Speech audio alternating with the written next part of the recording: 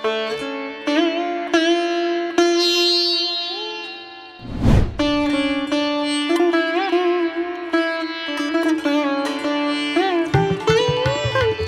teman-teman Storynema, mental sehat. Seperti biasa, buat yang baru gabung di sini, selamat karena kalian hidup. Kali ini, Nema mau nyeritain alur request Sunbalsemers yang berjudul Cutie After School part kedua nih men. Nah, karena ada banyak episode, Nema sama Case itu bakal jadiin beberapa part dulu baru full episode. Dan linknya bakal Nema taruh di kolom deskripsi. Buat yang udah subscribe maupun berlangganan, aku padamu men. Dan buat Balsemers yang requestannya belum diturutin, sing sabar ya men, permen. Oke, langsung aja lah ya. Tarik napas dalam-dalam dan bumper dulu.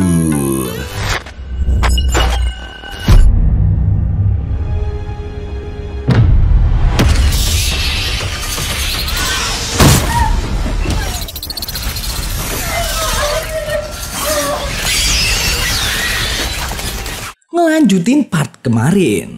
Saat itu, Taeman dan Hirak yang dari tadi menikmati makanan gratis, kini baru tahu kalau keadaan di luar lagi kacau setelah ngedenger banyaknya suara tembakan, men. Lalu, pas mau keluar, mereka malah ketemu sama satu makhluk asing tersebut dan mengira kalau makhluk itu nggak berbahaya. Padahal sebenarnya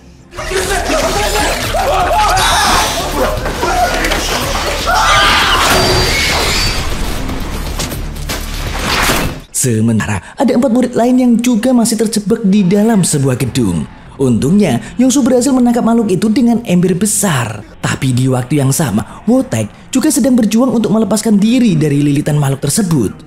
Alhamdulillahnya, Dek Suyeon berhasil nyelamatin Wotaek dengan cara menutup pintu mobil yang membuat tentakel makhluk itu terputus, men. Balik lagi ke Taeman sama Hirak, men. Akhirnya, mereka berhasil ngejebak makhluk itu untuk masuk ke dalam freezer yang membuat makhluk itu lemah karena kedinginan.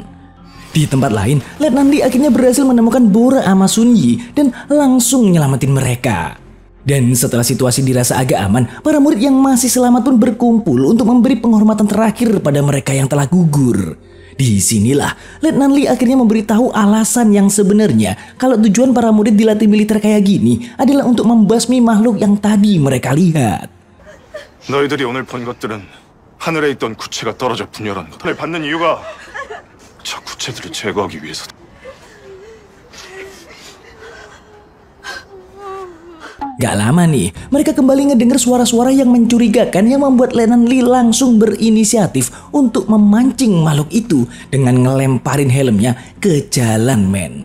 Namun ternyata yang datang malah Hirak yang hampir aja menjadi sasaran The Aesol karena dikira makhluk asing.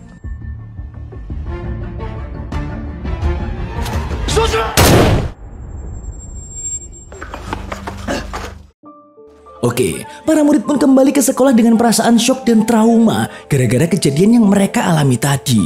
Ngelihat itu, sebenarnya Letnan Lee juga nggak tega dan ngerasa bersalah karena faktanya para murid ini dilatih bukan untuk menjadi tentara cadangan, melainkan untuk menjadi tentara sungguhan sesuai dengan perintah atasan Letnan Lee. Nah, pas para murid udah di kelas, mereka mulai berpikir untuk mengemasi barang-barang mereka lalu pulang, men. Dan mengetahui hal itu, Letnan Lee pun langsung memberitahu mereka kalau untuk saat ini sekolah adalah tempat yang aman buat mereka. Soalnya percuma juga mereka pulang ke rumah jika benda bulat itu nanti jatuh di dekat rumah mereka. Maka dari itu, Letnan Lee menyarankan lebih baik para murid mempersiapkan kegiatan mereka selanjutnya yang akan dilaksanakan ntar malam. Akan tetapi, setelah Letnan Lee pergi, para murid mulai saling menyalahkan gara-gara kejadian yang mereka alami tadi, men. Hingga akhirnya mereka pun melakukan voting untuk menentukan apakah mereka masih ingin tinggal atau pulang. Hasilnya semua murid sepakat untuk pulang namun tidak dengan Yongsu. Sebab dia masih berharap untuk mendapatkan poin untuk ujian kelulusan. Hal itu pun tentu aja membuat Ilham marah dan langsung ngebogem Yongsu.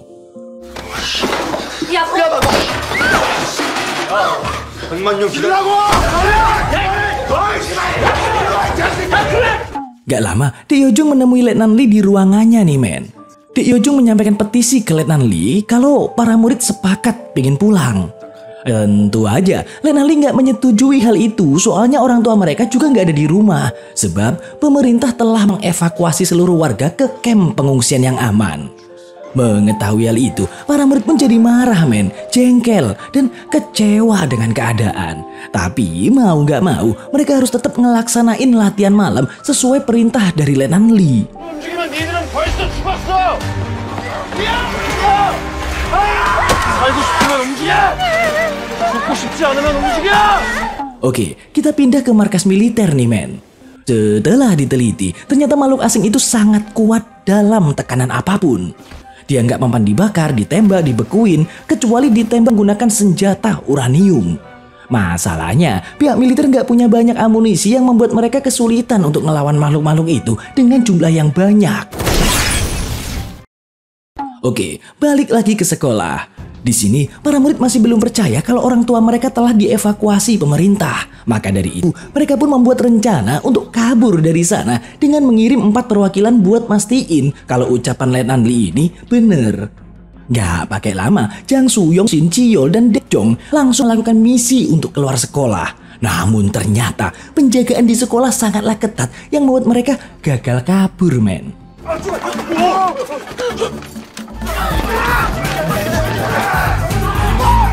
Gara-gara itulah semua murid harus rela menerima hukuman. Gak cuman itu, Letnan Lee juga akan semakin tegas dan takkan segan untuk melumpuhkan kaki mereka kalau ketahuan kabur lagi. Sebab tindakan para murid itu termasuk tindakan pembelotan. Namun faktanya mereka gak kehabisan akal men. Besoknya mereka mulai menyebarkan isu meninggoynya Bupak ke kelas lain biar mereka mau melakukan demo bareng-bareng. Dan bener aja, rencana itu pun berhasil. Lalu mereka melakukan demo bersama-sama agar diizinin pulang.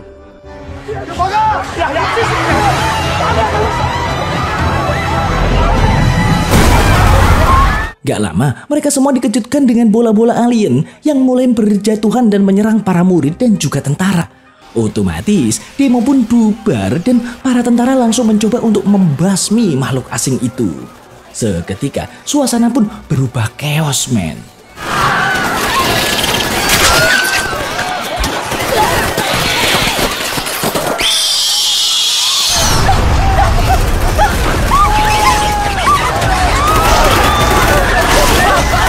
Dan dalam momen itu, Wotaek juga harus meninggoy setelah makhluk tersebut menghinggapi wajahnya.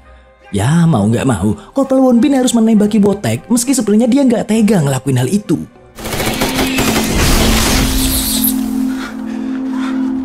Alhamdulillahnya, para murid lain berhasil selamat dan saling melindungi untuk mencegah jatuhnya korban lebih banyak. Dan setelah berhasil bersembunyi di kelas, Letnan Lee menyuruh para murid untuk mengambil senjata masing-masing dan berencana untuk pergi ke pengungsian militer. Dengan begitu, mereka harus bekerja sama agar mereka semua dapat menaiki truk dengan selamat, men.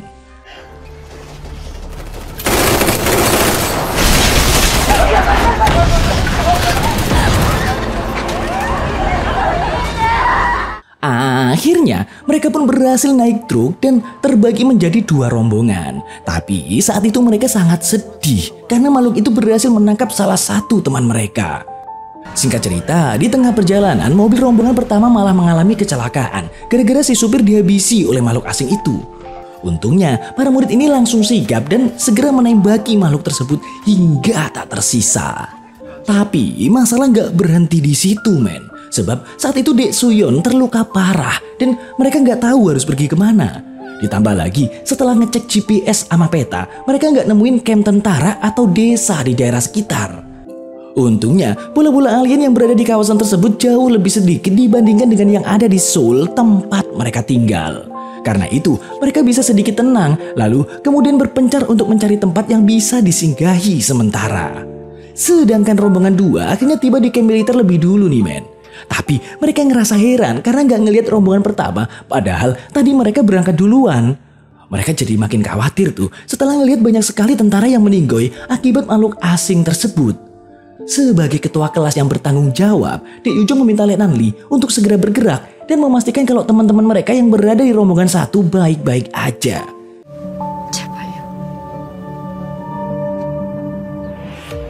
쉬어라. Oke, balik lagi ke rombongan pertama. Akhirnya mereka berhasil menemukan sebuah tempat untuk istirahat sambil menunggu bala bantuan datang. Yongsin juga membuat sebuah petunjuk untuk mempermudah pencarian mereka jika bala bantuan datang. Tapi masalahnya, Letnan Lee nggak diizinin untuk meminjam kendaraan militer sama komandannya. Meskipun dia sudah menjelaskan kalau kendaraan itu untuk ngejemput para murid yang tertinggal. Untungnya, rombongan pertama berhasil menemukan sebuah rumah dan langsung memasukinya. Mereka juga langsung mencari obat-obatan untuk menyembuhkan luka Dek Soyeon dan juga makanan yang mungkin bisa mereka makan. Nah, saat itu Dek Junhee nemu sebungkus mie instan tuh, tapi dia nggak ngasih tahu hal itu ke teman-temannya. Sedangkan Dek Soyeon akhirnya nemu kotak P3K di sebuah laci. Nah, pas semua orang kelaparan, Junhee malah pura-pura kebelet BAB, padahal dia pengen makan sendiri mie instan yang tadi dia temuin, men. 나눠 먹어봐야 배도 안 부르고 한 명이라도 배부른 게 낫지.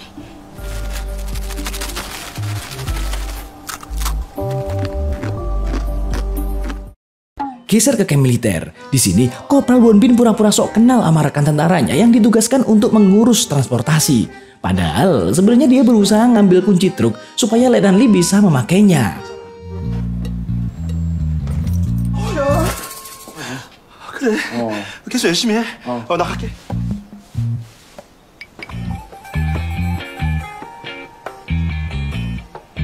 그래.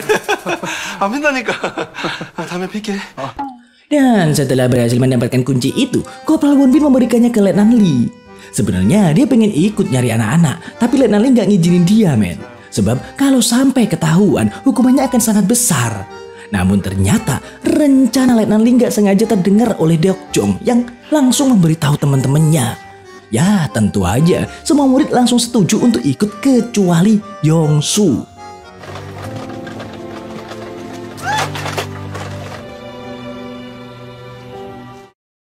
Sementara itu, Junhee yang baru aja beres makan tiba-tiba ngelihat satu makhluk asing yang mendekati rumah persinggahan mereka.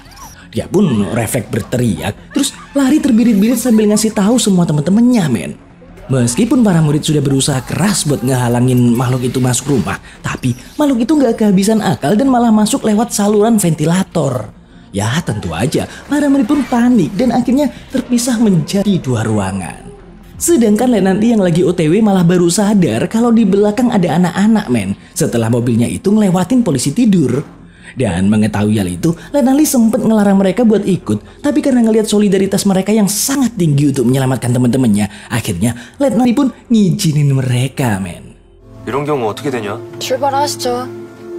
돌아가기엔 너무 먼데요.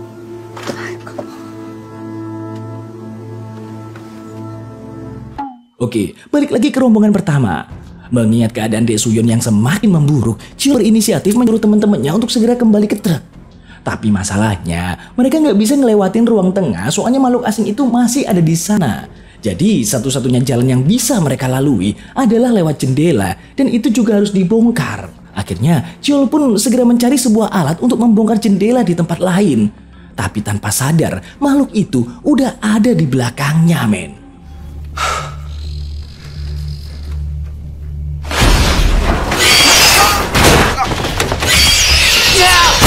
Ya untungnya Cheol masih selamat dan balik ke teman-temannya terus ngasih tahu kalau di gudang sebelah ada truk yang bisa mereka gunakan untuk pergi dari sana. Dan karena Yongsin tahu kalau makhluk itu sensitif terhadap suara, dia pun memiliki sebuah ide untuk menjebak dan mengalihkan perhatian makhluk itu dengan cara menyetel film, men. Di saat itulah mereka harus memanfaatkan waktu untuk keluar dari sana.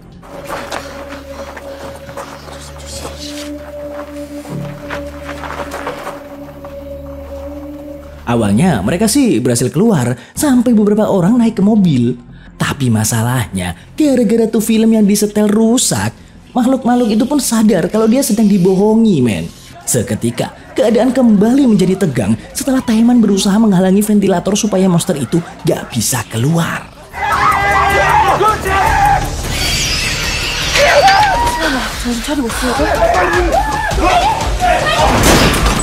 Setelah semua berhasil menaiki mobil, masalah kedua kembali datang. Karena ternyata Hirak gak bisa nyetir mobil manual. Dan gara-gara hal itu, Soyeon pun jadi marah terus berantem deh sama Hira. Yang mengakibatkan kunci mobil itu terlempar ke ruangan sempit. Namun setelah kunci berhasil diambil, dengan berat hati Yongsin memberitahu kalau dia mempunyai dua cara untuk kabur. Yang pertama, mau gak mau mereka harus ninggalin Dek Suyon, atau yang kedua, salah satu dari mereka harus ada yang bersedia ngalihin perhatian makhluk itu supaya yang lain bisa kabur. Mereka pun memutuskan untuk mengambil cara kedua dan undian pun langsung dilakukan men. Dimana orang yang kebagian kayu pendek maka dialah yang harus memancing makhluk itu. Dan secara mengejutkan, Jangsu akhirnya mengalah dan dengan sengaja mematahkan kayunya sendiri. Padahal yang harusnya melakukan pancingan itu adalah Hirak men.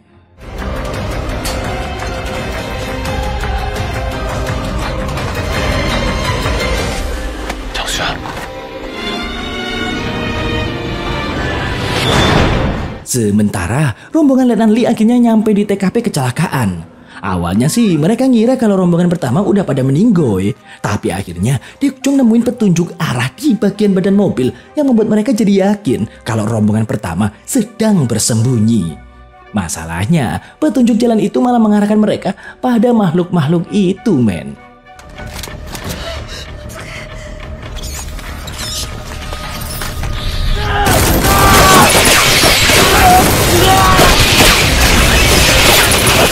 Di waktu yang sama, Jangsu mulai beraksi untuk mengalihkan perhatian makhluk asing itu nih men. Melihat itu, teman-temannya yang lain langsung pergi ninggalin Jangsu. Dan setelah dirasa cukup aman, mereka baru menyadari kalau Hira gak ada bersama mereka. Sedangkan Jangsu yang ditinggal pergi oleh teman-temannya kini berusaha melarikan diri dari kejaran makhluk asing itu. Namun sialnya, dia malah terjebak. Untung aja Hirak datang dengan epiknya.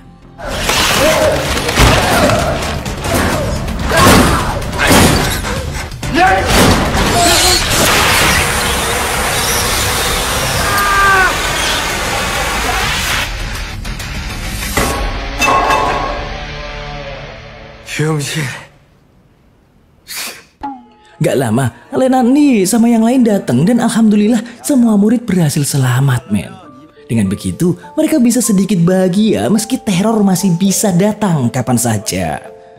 Singkat cerita, akhirnya mereka berhasil sampai ke camp militer nih men. Awalnya Ilha kesel tuh ngelihat Yongsu yang gak ikut ngebantu nyelamatin temen-temennya. Tapi setelah tahu kalau yang nyiapin tempat mereka adalah Yongsu, akhirnya semua temen-temennya berterima kasih tuh ke Yongsu. Begitu juga dengan Letnan Lee. Akhirnya dia juga selamat dari hukuman komandannya yang pelit karena telah berhasil menyelamatkan anak-anak didiknya. Sampai kemudian 다음엔 바로 총살이야. bersambung.